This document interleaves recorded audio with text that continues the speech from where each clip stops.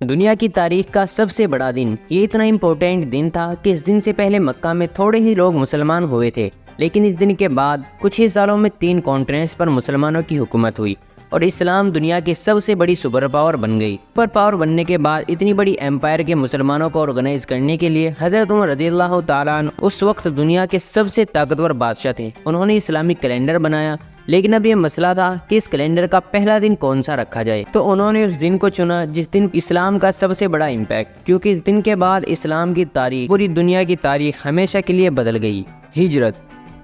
12 سال تک رسول اللہ صلی اللہ علیہ وسلم نے مکہ میں اسلام کی دعوت دی، لیکن 12 سال کے بعد بھی صرف تھوڑے ہی لوگ اسلام کی طرف آئے، لیکن یہ تھوڑے سے لوگ بھی مکہ کے کافروں سے برداشت نہیں ہو رہے تھے۔ تو جب انہوں نے دیکھا کہ رسول اللہ صلی اللہ علیہ وسلم کے چچا ابو طالب وفات پا چکے ہیں، تو اب مکہ میں رسول اللہ کو پروٹیکٹ کرنے والا کوئی بھی نہیں رہا، تو انہوں نے آخر اسلام کو ختم کرنے کا پلان بنایا، محمد صلی اللہ علیہ وسلم کو شہید کرنے کا پلان۔ ان سب سے پہلے مکہ سے 400 کلومیٹر دور مدینہ کے 2 بڑے قبیلے اوس اور خزرج، بہت سارے لوگ مسلمان ہو چکے تھے اور وہ آپ صلی اللہ علیہ وسلم کو مدینہ اپنا لیڈر بنا کر لانا چاہتے تھے، تو ان میں سے 72 لوگوں نے مکہ آ کر آفر دی اور آپ صلی اللہ علیہ وسلم نے اس کو قبول فرمایا۔ اس کے بعد مکہ سے مسلمان آہستہ آہستہ بالکل سیکریٹلی مدینہ کی طرف شفٹ ہونے لگے، اور صلی اللہ علیہ وسلم کی زندگی کو سب سے زیادہ خطرہ ہونے کے باوجود بھی آپ صلی اللہ علیہ وسلم نے سب سے آخر میں ہجرت فرمائی۔ مکہ والوں نے یہ پلان بنایا کہ آپ صلی اللہ علیہ وسلم کے جانے سے پہلے آپ صلی اللہ علیہ وسلم کو شہید کر دیں گے۔ مکہ ایک بہت ہی ٹرائبل سوسائٹی تھی،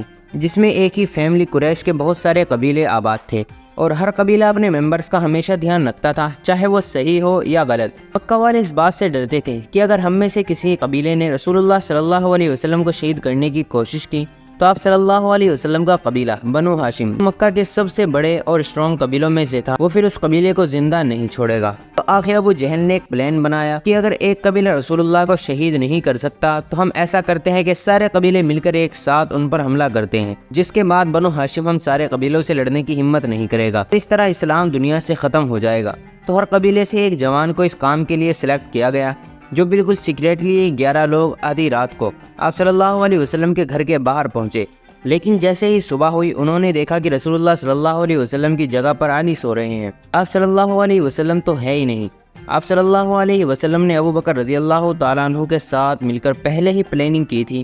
اور اسی رات آپ صلی اللہ علیہ وسلم ابو بکر رضی اللہ تعالیٰ عنہ کے ساتھ مکہ چھوڑ کر جا چکے تھے۔ مدینہ مکہ کے نارتھ میں تھا، تو آپ صلی اللہ علیہ وسلم کو اس راستے سے جانا چاہیے تھا، لیکن آپ صلی اللہ علیہ وسلم مدینہ کی طرف نہیں بلکہ ساؤتھ مدینہ کے بالکل اپوزٹ یمن کی طرف روانہ ہوئے، اور مکہ سے 5 کلومیٹر دور ایک غار میں پناہ لی، کیونکہ انہیں پتا تھا کہ ان کے جانے کے بعد مکہ والے ان کا ضرور پیچھا کریں گے، اور ایسا ہی ہوا۔ اگلے دن ابو سفیان اور ابو جہل نے مکہ میں اعلان کیا، جو محمد اور ابو بکر کو زندہ یا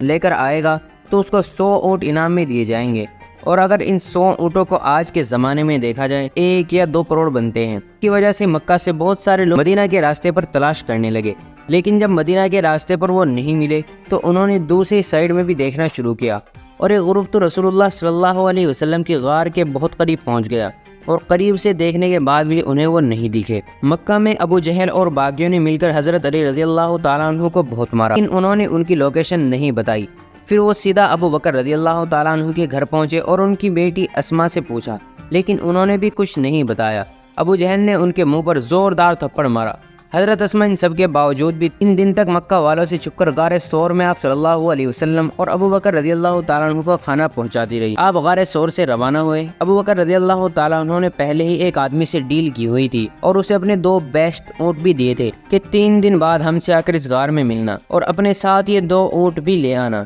اس آدمی کو چوز کرنا بہت ہی مشکل کام تھا، کیونکہ اگر یہ بھی 2 کروڑ انعام کے لالچ میں آ کر آپ صلی اللہ علیہ وسلم کو دھوکہ دے دیتا، اس اتنے امپورٹنٹ کام کے لیے انہوں نے عبداللہ بن اریکت کو چوز کیا، جو خود بھی ایک مسلمان نہیں تھا، لیکن اس کے پاس ایک بہت ہی خاص ٹیلنٹ تھا۔ اس کو مکہ کے سارے خفیہ راستے پتہ تھے، جس کے بعد اس نے آپ صلی اللہ علیہ وسلم اور ابو بکر رضی اللہ تعالیٰ عنہ کو مدینہ کی طرف روانہ کیا۔ جب آپ صلی اللہ علیہ وسلم مدینہ پہنچے تو مدینہ والوں نے ان کو زوردار استقبال کیا، اور وہاں کے لوگ کہنے لگے کہ آپ صلی اللہ علیہ وسلم ہمارے گھر رکیں گے، کوئی کہنے لگا ہمارے گھر رکیں گے، لیکن آپ صلی اللہ علیہ وسلم نے فیصلہ اپنے اونٹ پر چھوڑ دیا کہ جہاں میرا اونٹ بیٹھے گا میں وہی رہوں گا، اور اسی جگہ مسجد نبوی بھی بنائی گئی۔